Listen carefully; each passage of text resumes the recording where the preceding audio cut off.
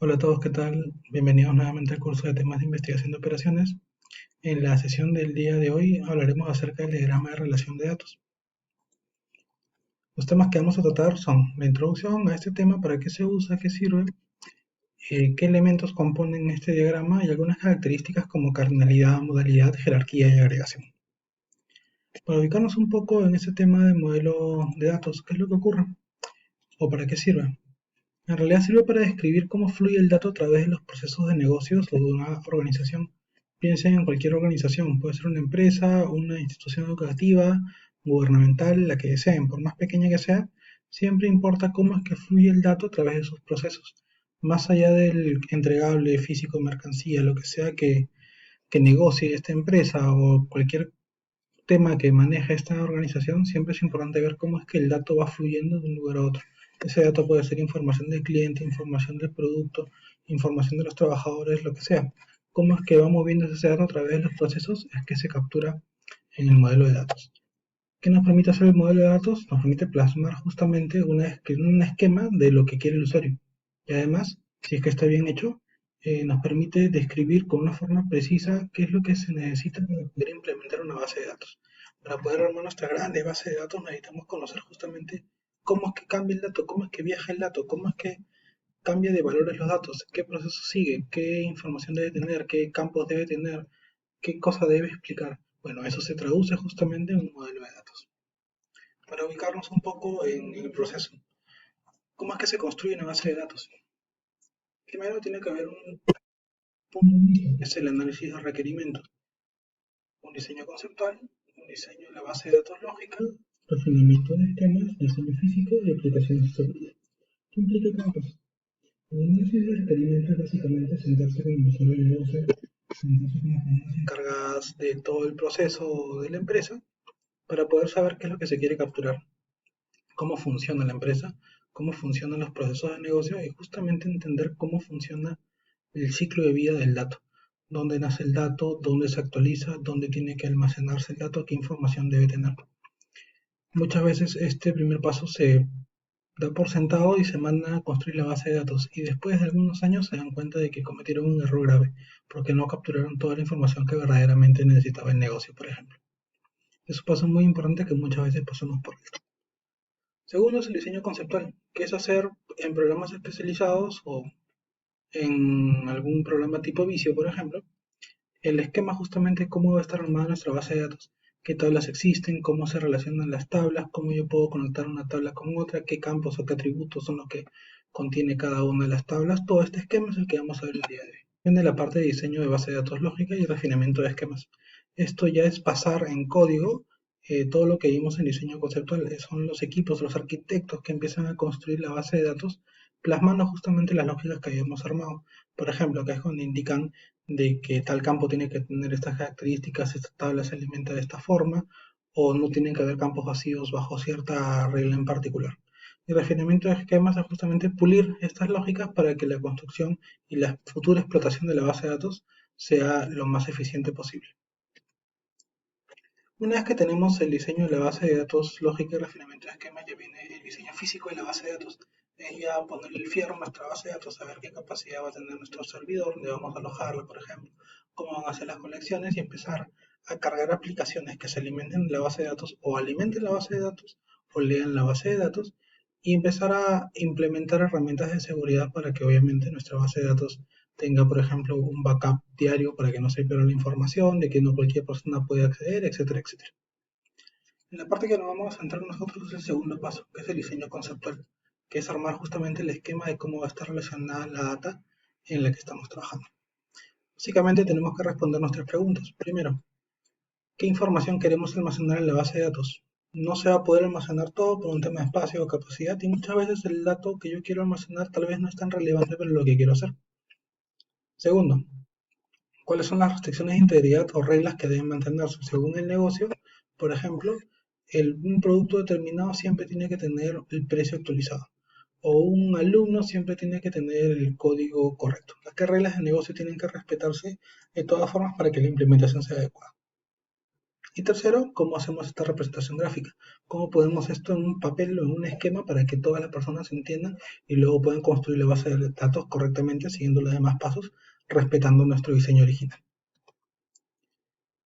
Acá entra a detallar el concepto de diagrama entidad-relación. Diagrama entidad-relación o ERD por las siglas en inglés. Es una imagen que muestra la información y cómo se crea, se almacena y se utiliza en un sistema empresarial. Las entidades que se van a listar, lo que enumeran son tipos de información similares. Clientes, productos, para nuestro caso profesores, alumnos, cursos, etcétera, etcétera.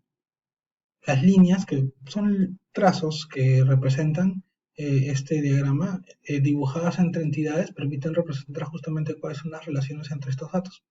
La idea es que el RD comunique las reglas de negocio a alto nivel. La idea es que alguien vea el RD y entienda allá, a grosso modo, cómo es que funciona nuestro negocio. Hay diferentes simbologías, las más comunes son la simbología Chen y la simbología Crowsfoot o pata de gallo o de cuervo, como quieran traducirlo, por la forma que tiene y la vamos a ver cuando veamos los ejemplos. Vamos al primer elemento, la entidad.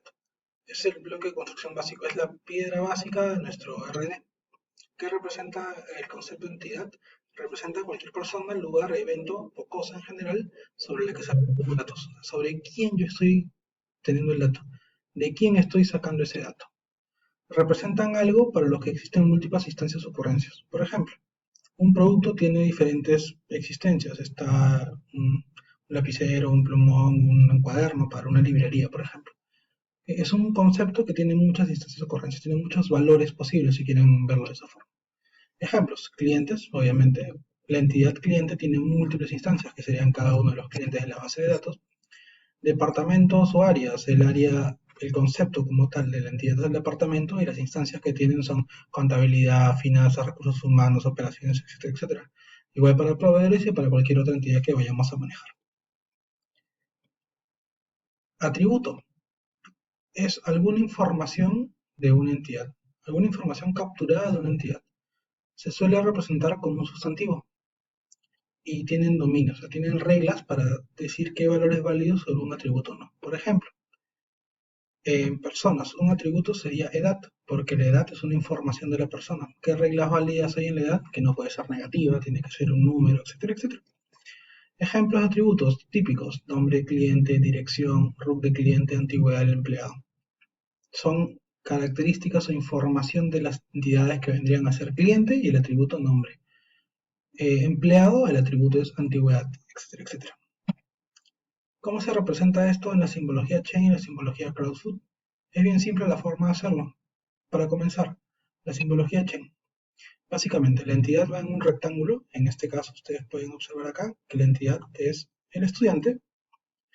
Los atributos, que vendrían a ser apellido, nombre, email, código, fecha de nacimiento, vienen a ser representados por unos óvalos que están unidos mediante una línea al rectángulo. Lo que me da a entender esta simbología es justamente cuál es la entidad sobre la que yo me estoy moviendo, que es el estudiante, y cuáles son los atributos que me describen o que me dan información acerca de esa entidad.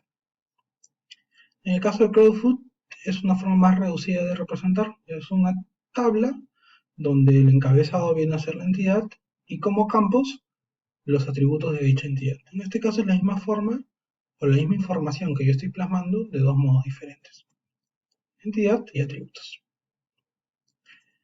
Claves o llaves. Si ustedes ven acá, en el ejemplo anterior, tenemos diferentes atributos para cada una de las entidades, pero a nivel de base de datos yo tengo que indicar cuál es el atributo más importante o el que me abre justamente la información de esa entidad. Y entra acá el concepto de claves o llaves.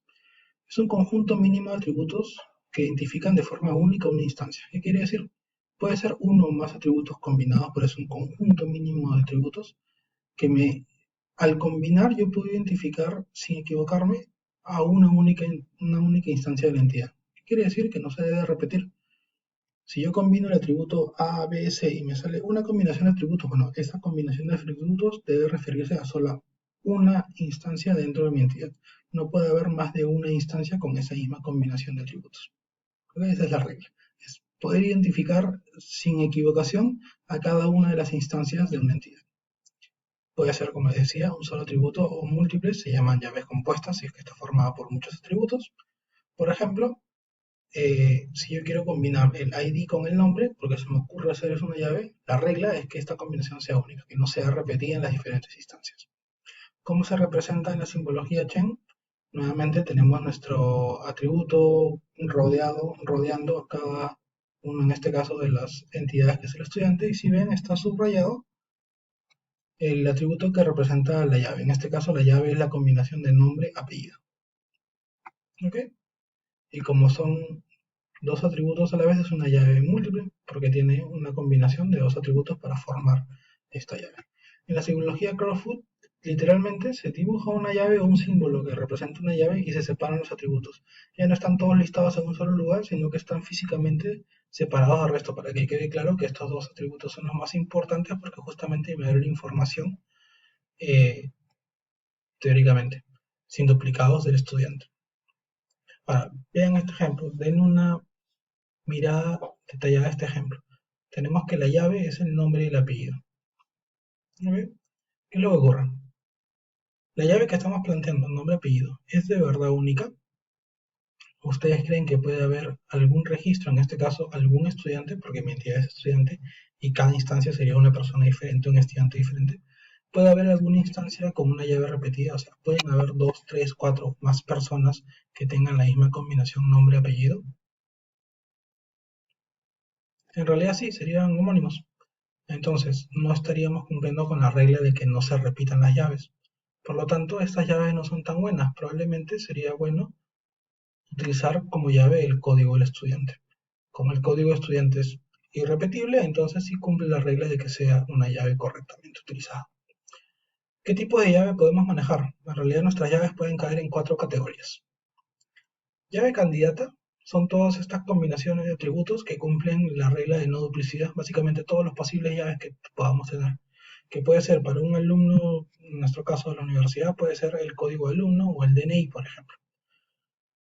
La regla es que cada tabla tiene que tener por lo menos una llave candidata. Y como llave no puede tener valores nulos, no puede haber algún estudiante que no tenga código, por ejemplo. Ahora, la llave candidata no es única. Una tabla, una entidad puede tener muchas llaves candidatas. Dentro de todas las llaves candidatas va a haber una que va a ser la elegida, que es la que se llama llave primaria. ¿Ok? Que tiene que ser elegida necesariamente del grupo de llaves candidatas, no puede repetirse y cada fila debe tener una llave primaria.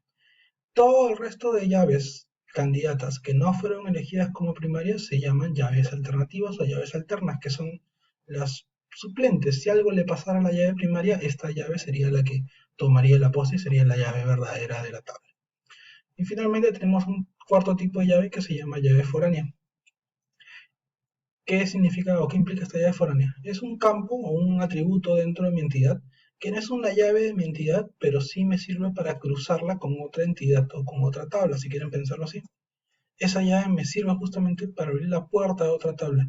Y en esa otra tabla, ese atributo sí es una llave. Por eso se llama foránea, porque no es mía, no es de mi entidad, sino es una llave de otra entidad cuyo valor yo también comparto. Para entender un poco mejor este ejemplo, nos va a servir para esto. Tenemos esta tabla. Son seis campos o seis registros de alumnos donde tenemos el código, el apellido, el nombre, el correo electrónico, fecha de nacimiento, DNI y la especialidad a la que están. ¿Qué llaves candidatas les ocurre a ustedes en este caso? Por ejemplo, vamos a discutir un poco. El código es una llave candidata porque si es una única universidad, el código no se va a repetir. El DNI también es una llave candidata porque no hay DNI repetidos. El correo electrónico. En este caso tenemos Hotmail, Yahoo, Hotmail, Yahoo. Si cada persona tuviera un correo diferente, podría ser una llave candidata. En este caso no aplica porque si vemos la primera persona y la última persona tienen el mismo correo. Pero para el caso de la universidad, por ejemplo, sí podría ser una llave porque normalmente el correo es tu código o una combinación de nombre y apellido arroba pub.edu.p o pub.p. Y si son irrepetibles, cada persona tiene su propio correo. En nuestro caso sí podría ser una llave. En este ejemplo no es tan buena llave que digamos. La llave primaria podría ser una de las candidatas, en este caso el código, y como una es la primaria, por defecto las demás se convierten en llaves alternas o alternativas. ¿Qué significa? Si la base de datos se corrompe y algo pasa y desaparece esta llave código, me queda, por ejemplo, el DNI y todavía puedo identificar a la persona por el DNI. Finalmente tenemos la llave foránea, que en este caso es la especialidad, por ejemplo, industrial, mecánica y dos personas de civil, dos personas de informática. ¿Por qué la consideramos llave foránea? Porque muy probablemente hay otra tabla con el detalle de las especialidades, por ejemplo, industrial, cuántas personas están en zona industrial, quién es el encargado del industrial, cómo se llaman las autoridades, etcétera, etcétera. Otra tabla diferente con la información de las especialidades, y en esa otra tabla la llave es justamente el campo de especialidad. Entonces es una llave que me sirve para cruzar otras tablas. En esta tabla principal no califica como llave porque hay repetidas, pero sí es una llave de otra entidad, que es la entidad de departamentos académicos. Es una llave de otra entidad que me va a poder servir para hacer cruces a futuro. Por eso se llama llave foránea, porque me permite hacer cruces con otra entidad. Continuando con los atributos, eh, además de los atributos naturales de una entidad, también se pueden construir los llamados atributos derivados, que son calculados. Son atributos calculados a partir de otros atributos y pueden o no estar grabados en nuestra base de datos físicamente. ¿Qué ventajas y desventajas hay de tenerlos grabados o no grabados? Si tenemos el atributo derivado, que si quieren hacer un símil, sería como un campo calculado, pero de atributos.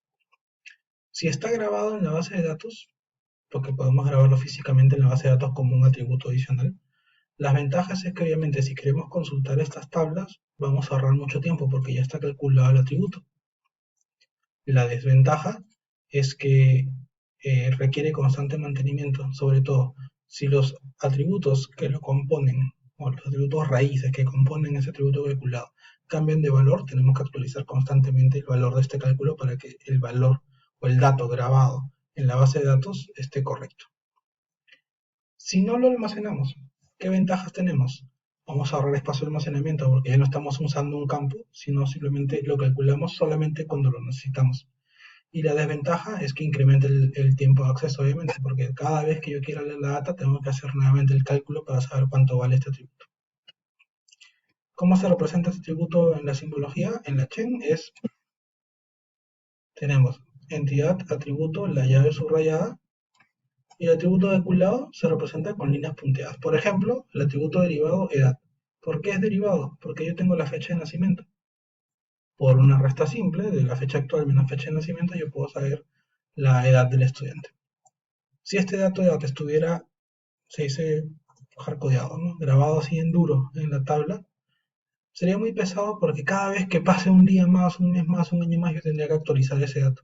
En cambio, si es una fórmula que se actualiza cada vez que yo abro la tabla, es mucho más automático el trabajo, justamente lo que llamamos en la lámina anterior. En la simbología Crowdfoot, ¿cómo se representa? Normalmente lo que hacen es representar el resto de atributos con una letrita un poquito más oscura y el atributo derivado con una letra grande, una letra más clara. En lugar de hacer línea sólida y línea punteada, acá es así. Letra más clara y letra más negrita el atributo original, digámoslo de esta forma.